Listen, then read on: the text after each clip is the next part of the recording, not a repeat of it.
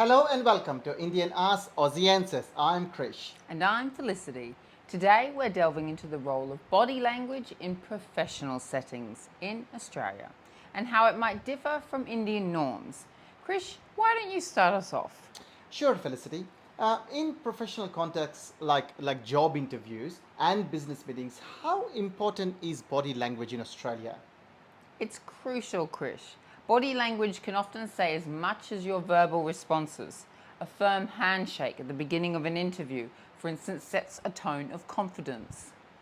That's interesting. In India, while a handshake is common, especially in modern urban settings, the emphasis might be more on verbal greetings, less on handshakes' firmness.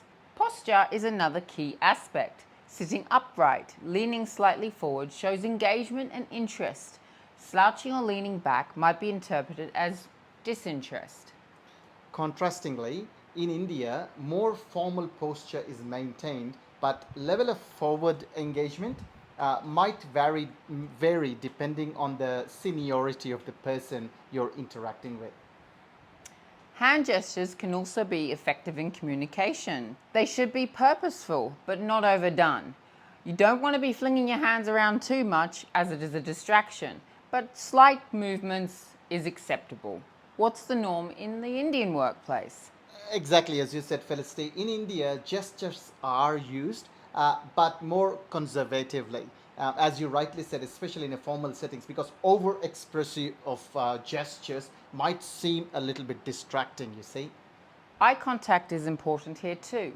Maintaining appropriate eye contact signifies honesty and confidence, but it's a balance. Too much can be intimidating, too little can seem evasive.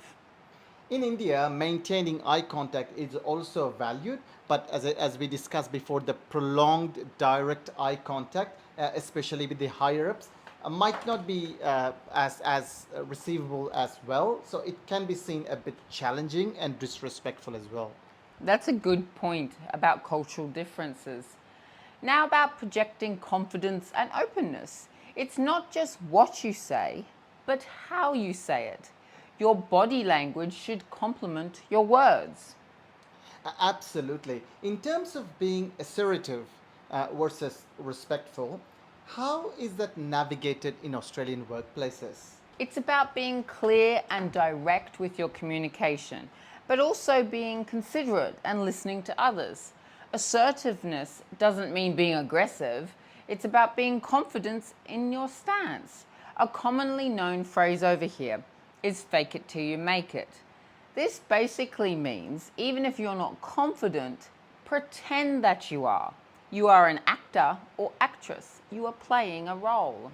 Uh, that's a fantastic piece of advice, Felicity. Even on in the introduction video, you did touch base on that fake it till you make it. And that's a fantastic way you put it to our audience. What you said is assuming you're an actor.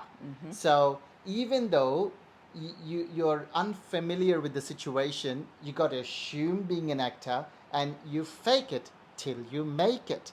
That's fantastic. That's right. Even if you're anxious or really don't want to be there, pretend that you're not anxious. Pretend that you're confident, and it will be seen. Fantastic. Look, in contrast, at Indian workplaces, there's often a fine line between assertiveness and respect, especially considering the hierarchical structure. Being assertive might be more subtle. Understanding these nuances is key. For our viewers adapting to Australian norms, observe how your colleagues and superiors communicate and adapt accordingly. But remember, it's important to stay true to your authentic self. That's a great advice once again, Felicity. Adapting while maintaining the authenticity is crucial. Thanks for joining us today. Hope our conversation helps you to navigate the professional environment in Australia. See you next time on Indian Ask Aussie Answers. Keep learning and adapting, but most importantly, be yourself. And remember, any comments or questions, post them below or email us on Indian Asks Aussie Answers at gmail.com. Bye. Bye.